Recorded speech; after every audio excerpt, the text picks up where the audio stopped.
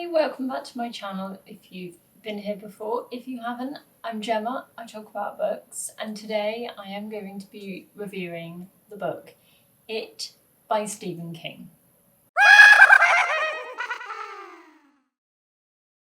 So this is not actually the easiest book to talk about. It's very complex, there's a lot to it, a lot happens. It is a pretty big book anyway. It's around sort of 1200 pages. If you listen to the audio version, which I did, it's about 44 hours, which is a huge amount of time taken to read a book. So I'm going to try and get through this video pretty snappy. I'm going to try not to waffle too much and just really talk about the things that I loved and the things that I really didn't. Also, just a warning, this video will contain spoilers. So if you have not read the book, even if you have seen a TV or film adaptation, if you have not read the book and you do not want to know what happens and you do not want spoilers, then stop this video, go and read the book, come back in probably about a month's time and watch this video. And then we can talk about what we both thought of It by Stephen King. So the main plot is fairly simple. There is a small town called Derry in Maine, and for the last few hundred years, every 27 years, it arrives and picks off at random some of the town's children and kills them in pretty horrendous and brutal ways. It's not a book that is light on the violence. This is pretty brutal, gruesome, gory, horrendous stuff, and it's right from the very beginning. So we have this town, the children keep getting murdered, and the plot itself takes place over two timelines. So we first meet a group of characters, 7 children, roughly around 11, 12 years of age, in 1958, and they are all known as the Losers Club because they don't really have any friends, they all come from pretty disastrous home lives. They're not the happiest, most outgoing group of kids, but they find each other and they find friendship and happiness in their little group. The other timeline takes place in 1985, where they are now grown adults and they return to Derry to finally try to defeat it. So the question then is, what is it? It is this evil entity that takes on different disguises and basically becomes your biggest fear and uses that against you and kills you. So he appears to different people as different things.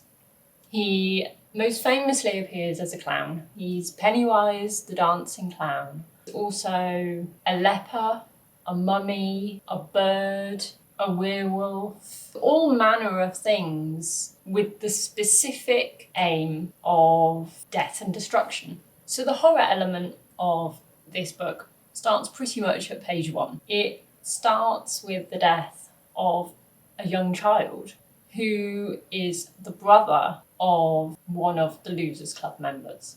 And it's a pretty horrendous death. It's probably one of the most well-known plot points of the story. Georgie, the little boy, is floating a paper boat out in the street and it goes down a storm drain, and it is lurking in the storm drain and lures poor little Georgie in and rips his arm off and then leaves this little boy to basically bleed to death. And it's really quite horrendous. It's really gruesome and horrific, and even if you're not a parent, it's pretty horrifying to think of that happening to a small child. So it was always a strange book to have in my house. My dad loves a bit of Stephen King, he loves a bit of horror. My mum is really not a fan.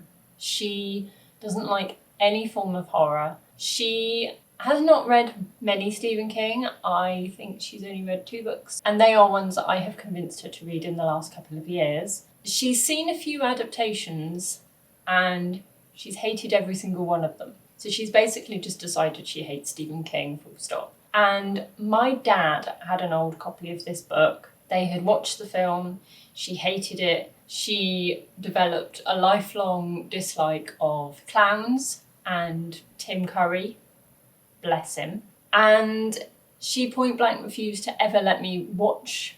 And I was told from a very, very young age that I was to never read that book because it was horrifying. And as a child, I was a bit of a scaredy cat. I did not and I do not like horror films. And even though I quite liked a bit of horror as a child, I had kind of been persuaded that this was the one book in the world that I should never read. However, I did discover Stephen King, and I did discover that mostly I really like his writing. But this book was always the one lurking on the shelf, and I think also the size of it, I was just really intimidated by it. But when I decided to read his books in chronological order, it became really obvious that at some point I was going to have to read this book. It was going to come along and I couldn't really avoid it. So I was a bit nervous going into it. However, I have come to the conclusion that even though I am a complete wimp and scaredy cat when it comes to horror films, when it comes to books, I really don't actually scare that easily. And this book was a really good example of that, because even though there are some truly horrendous scenes, I wasn't terrified. I actually really enjoyed the scenes with Pennywise the clown. The narrator of the audiobook, I should say, does an absolutely phenomenal job. He has a really atmospheric tone to his voice. He just reads it really, really well. And he gives characters their voices. And the voice he uses for Pennywise is perfect. It's creepy, it's atmospheric, it sounds exactly how you imagine a clown to sound, especially one who is about to murder you in some truly horrific way. But I realised that the scenes with it weren't as horrific as I was expecting. There are some later in the book which I would say I did not like. And that is partly because Stephen King insists on every now and then putting spiders in his books, and he is really, really descriptive when he writes about them. And I hate spiders more than anything else in the world. So having a really descriptive, well-written scene involving humongous giant spiders, that is where the terror comes in for me. As much as I found this book atmospheric and creepy in places, it's definitely not the most horrific thing I've ever read in my life. The thing that really, really pulls this book along are the characters. The characters are incredible. This is the perfect example of Stephen King doing what he does best, and that is creating the small town vibe, the perfect American town atmosphere, and an incredible cast of characters who you follow. And it doesn't necessarily even have to be the main characters of the plot. It's all the extra additional people that he just sort of sprinkles in who add to the feeling of a neighbourhood. So even if there's a character who is only mentioned in one paragraph in the entire 1200 pages, it just adds. Every little person, name, description that he adds in adds to this whole neighbourhood of people which go towards creating this town. He's so good at it. I want to live in a town created by Stephen King, but obviously without the murderous clowns and other evil characters that go along with it. So yeah, the characters make this book. So we have the Losers Club, and I will be honest, the children are much, much more interesting and exciting to read about than the same group of people as adults. I liked the scenes where they first return to Derry and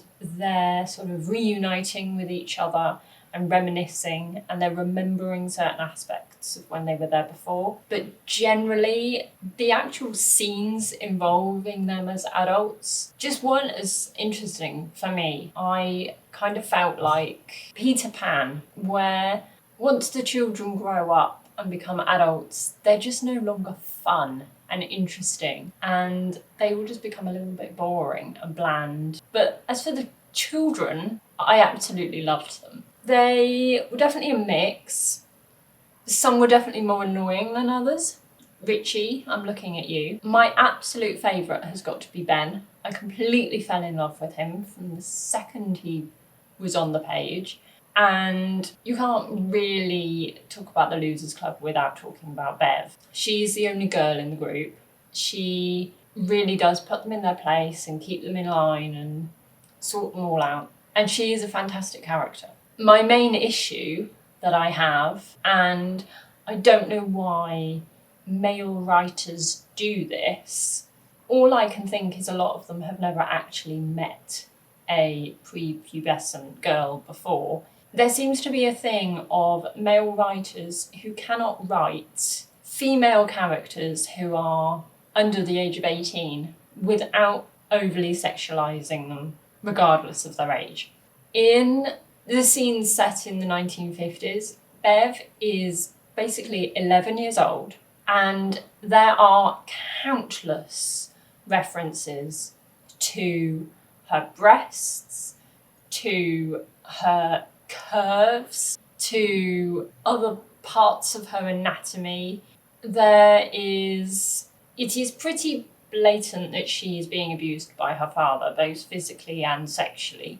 It's not completely spelled out as to what is done to her, because in those scenes we're getting her point of view, and she is still very much that she loves her father. He only does things because he wants to protect her and look after her, and he's worried about her. And so we never really fully get an idea of everything that he does to her. We get scenes where he pretty much beats her up, and they're pretty horrific. As for anything else, it's more of a feeling, an implied thing that might be happening. But even then, there are comments that her own father makes about whether or not she's having sex, what she's doing with certain boys, where she goes, how she dresses, and it's uncomfortable to read. However, this is just a theme in Stephen King. He really does have a problem with writing women and not talking about their breasts. And it's annoying and I don't like it, but it's just become a thing that it's unavoidable. As for the other members of the Losers Club, we have Bill, who I quite liked. He seems like a really nice, intelligent, he's definitely the kind of leader of the pack. The narrator did a really good job of acting out his stutter, which I imagine could be just so difficult to do and keep going, and the momentum of it. At times it felt a little bit much, but people who do stutter and stammer, it's the whole point of it. It is uncontrollable, and it's not something that just goes away, and it's not something that you can just tell somebody to get over. So it's definitely an element of the book. It's definitely there. It's definitely a feature of that character. As I've said, there's Richie, who is the sort of class clown. He's the goof, he's the joker, and I found him really, really irritating. He's constantly putting on voices and imitating people, and I'm sure certain people would find it endearing, but I found it irritating and annoying. And if I'd been in the group, I'm not sure I could have really stuck around him for that long without telling him to shut the hell up. But there were sort of redeemable features of his character, such as him not wanting to wear his glasses anymore, wearing contacts. His contacts cause him problems once he returns to Derry, and there's this kind of force which he's trying to fight because he doesn't want to have to go back to wearing his glasses. And as a glasses wearer, I completely understand that. As somebody who cannot wear contact lenses, I definitely appreciated his pain. Then we have Eddie, who I quite enjoyed this character. He is raised by an extremely domineering mother who basically has like Munchausen's by proxy. She's convinced he has every illness going, that he's going to injure himself just if he leaves the house. He carries an inhaler everywhere because she's convinced him and everybody else that he's just got the worst case of asthma in the world. And she's just convinced that he's this poor little delicate fragile thing who's going to break at any moment's notice. And yet when it comes to it, he is actually extremely strong. He's very strong-willed. He really does fight back against his mum at some point. He really looks after his friends. He's definitely a friend that you would want. He's definitely a character who jumps off the page. If he was real and he existed, you would want him to be your friend. We also have Mike, who is the only boy of colour in the story, and he basically receives all of the horrific racial abuse which aren't particularly nice scenes to read. And then finally there is Stan, and he is the only Jewish child in the story, and so he is also bullied and persecuted. I mean, they're all bullied and persecuted in different ways, but him and Mike, it's racial, it's for more than just bullying for the sake of bullying.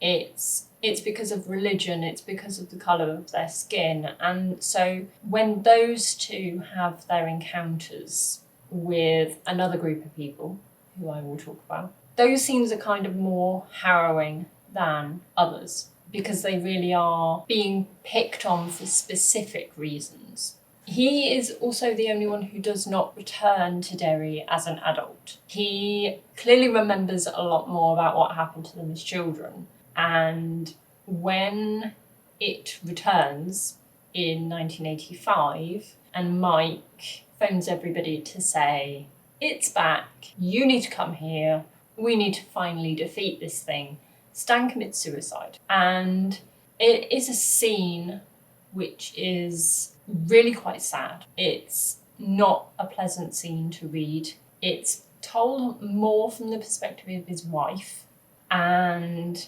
it's quite heart-wrenching. So we then have the gang of bullies, and I did not enjoy any of these scenes. For me, this is where the horror comes in. As much as I find things like ghosts and haunted houses and things like that creepy, for me, horror comes into the real life, the things that could genuinely happen to you. And psychotic, sadistic bullies are real. They're everywhere. We have probably all come into contact with one at some point. And the ones in this book are truly horrific. The main leader of the gang is Henry Bowers, who is his father's son. He is basically a younger version of his father, who is a violent, nasty, bullying, racist. There is not a kind bone in his body. And his son has grown up to be the exact same. And he is a horrible, horrible person. He bullies each and every one of the Losers Club members. As I say, with Mike, it is to do with the colour of his skin. With Stan, it was because he was Jewish. And reading about people being persecuted for those reasons is not enjoyable. It's not enjoyable hearing about people being attacked and assaulted for any reasons. But when you have the language that goes with it, it can be quite difficult. It can be quite difficult to read, and it's definitely not pleasant. Then we have his friends, or well, not really his friends, but the people who he has tagging along, but the people who follow him. And so he's just this kind of looming evil. And it's strange because you have Pennywise the clown, who pops up every now and then and does his bit and kills a kid. But then you have Henry Bowers, who is just as bad. But with him, it's different because there's no supernatural element to him. He is completely human in everything that he says and does, which to me makes him scarier. He then has sort of two accomplices who are Vic and Belch, and they both get their comeuppances. They do not end well. They also meet it and Karma's a bitch. With groups like this, I always think that it's not a case of them being friends, it's a case of they're there because they don't want to be bullied. They hang around with the bully because it's safer. And so yeah, they're not particularly nice characters either, but they're definitely not as bad as the main guy.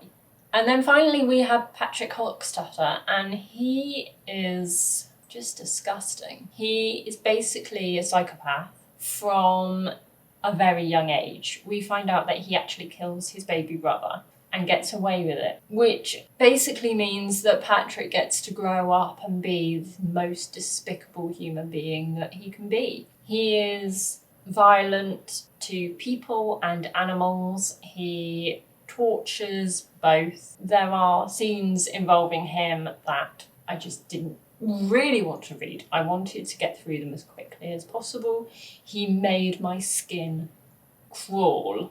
And then there's Derry. I mean, you can't really talk about the characters without talking about the town itself. It's the perfect example of Stephen King doing what he does best. You can read his descriptions of the streets and the houses and the shops and feel as though you are walking with him. It's almost like doing the street view on Google Maps. You can walk along these streets as he is describing them. Everything is described so well that you can see it happening. And that for me is the sign of a good book. I absolutely love having a sense of place and location in a book, rather than just saying, there's a house, this is a street. To be able to feel as though you know an entire town, an entire neighbourhood,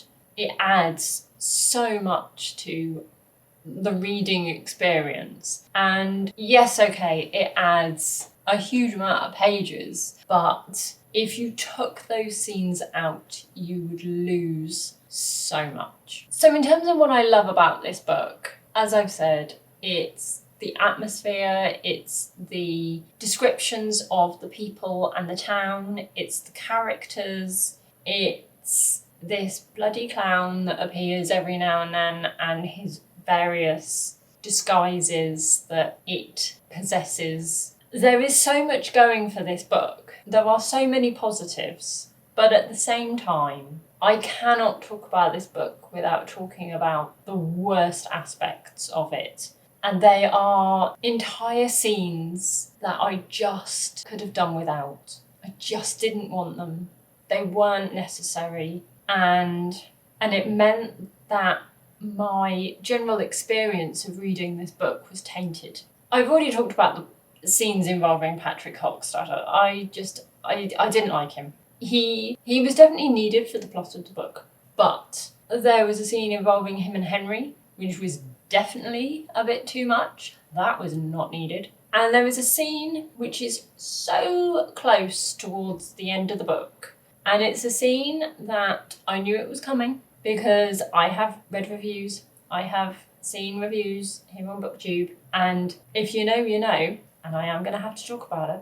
It is a scene. It has never been done on screen, not in the 90s TV episodes, nor in the more recent films. And that is because, I am hoping it is because, the rest of the world realises that it is completely inappropriate and wrong and Stephen King should be ashamed. There is a scene that is extremely close to the end of the book, involving the Losers Club, all 7 of them, as children. Don't forget, they are children in this book. They are around 11 and 12 years old.